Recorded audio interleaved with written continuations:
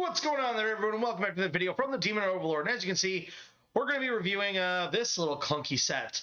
That's right, I happened to snag myself another of those Jada diecast D&D figures. Jada is still trying to get involved in the Dungeons & Dragons scene with their own diecast figures. They call them figures, not miniatures. But, I mean, I love how they still chose that really nice cover art. At least they kind of kept that the same.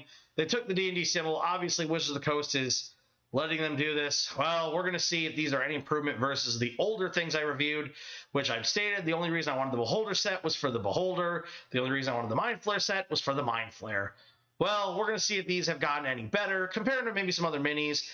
And the Ogre being the main piece I was actually interested in this set. We'll see if he's worth it or if maybe I might have wasted $10. Let's find out. Let's get into this bad boy. Let the Sword of Opening do its thing, and let's check them out. So, first up, we have the human Barbarian. And as you can see, I gotta say, his sculpt has improved versus the older miniatures. This human doesn't look so derpy. He has some more features going on. I wish his paint job, once again, wasn't suffering.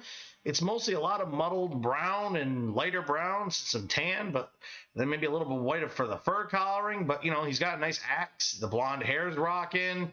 I mean, yeah, guys, Jada stepped up with this set. I mean, at least on the humanoid here, he's looking not bad. I mean, he looks pretty good.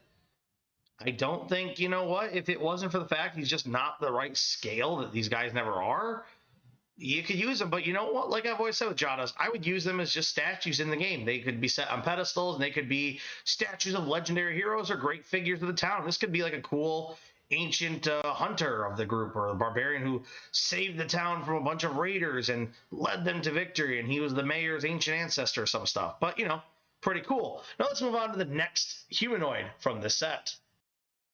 Next up, we have the secretive, stealthy, and sneaky Drow Rogue. That's right, they made another Drow mini, just like with Drist himself in the Mind Flare box.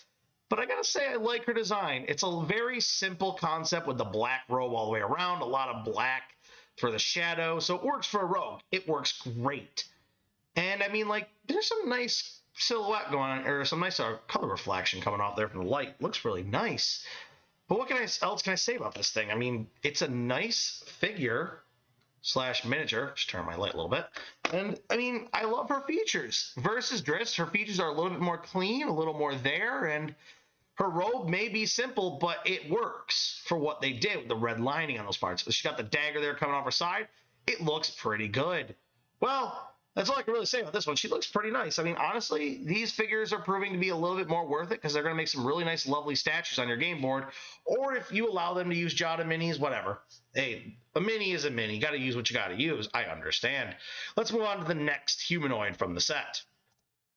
Well, following those two good ones, we come with a kind of disappointment, a Dragonborn, only because they don't receive a lot of love. As you can see, this Dragonborn gets very poor details. His wand there has little to no detail on it. It looks like just a cheap piece of white rubber.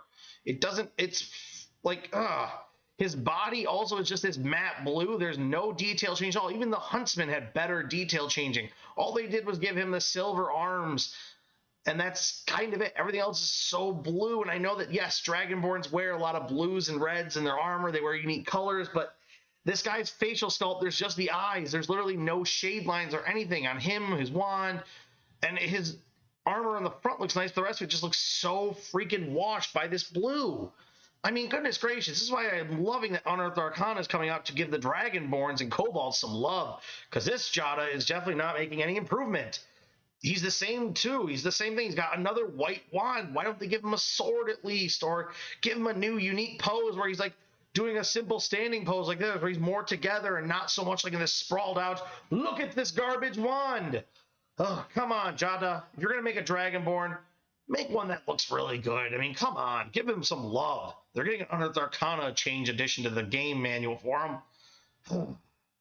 I mean, it's nice to see Dragonborns, but it'd be nice if they actually looked better and didn't look literally like a copy and paste of the other ones and did not improve in quality. It's kind of sad, Jada. You made everything else better. You just copied and pasted this one. Well, let's move on to the last medium-class humanoid of this box. Now, here we have the elf Paladin. And you know what? She's got some interesting style going on. Yeah, she has a lot of blue like the Dragonborn did, but she's got some different colors to kind of offset I don't know what's going on with the back there. I don't know if maybe she wears more fabric in the back, so like to have breathing with her armor so it's not so heavy. Because I mean, most likely a Paladin will take damage from the front. She's got a little bow quiver there. She's got like, I don't know, some type of sword or cane on her hilt there. It's not really clear what her weapons are, except for the bow on her chest that she's holding there in the front, clutching it to her chest. I mean, she's wearing like what looks to be almost like maybe it's a desert-based Paladin. I don't know. But, at least her sculpt, though, is still not too bad. She's got more detail going on than the Dragonborn, even though she suffers the same blue armor effect. But due to the separations going on, it helps pop any details on her. So you know what? Once again, not too bad. She looks pretty. That's what's important. She's not looking like a complete metal mess.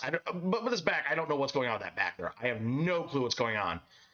But the front part of her is the one you're looking at the most. Like, you're looking at that the most on her for her appearance, not the back part, which just has either a bunch of fabric or something going on there.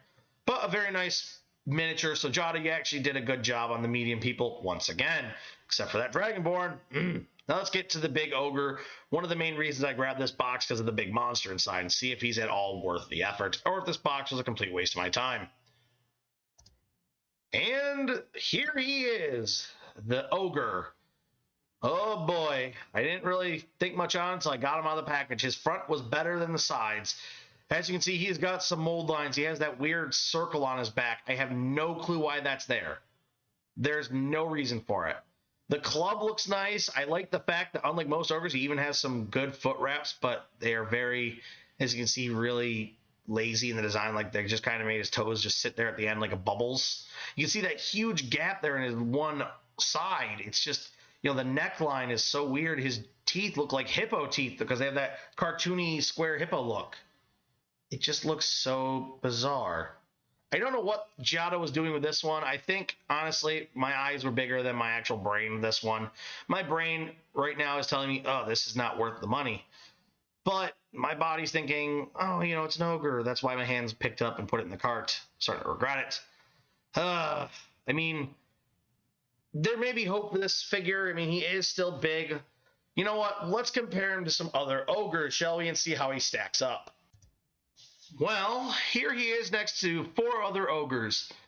On his right side, so his right arm off the side, you have him next to the new Boneyard's Undead Ogre, the Cave Defender's Ogre, and then on his left side, you have the 2 different Reaper Bones Ogre Chieftains, one of the Reaper Black series and one of the older Chieftains, and those are the ones painted by me on his left side. Well, they'd be right for you watching on the screen, but the ogre's left side. And I gotta say, I don't like how much bigger and goofier and chunkier he is than them because of how goofy his design is. Like, he could be like an alpha ogre and he wouldn't have been too bad, but these big gaps on his side, those dumb goofy teeth. Man, Jada, this is just proving that I should never buy their figures unless I see something that I can see from the box that looks amazing. I'm sorry, Jada, this is going to probably kill it for me for buying miniatures from you in the future.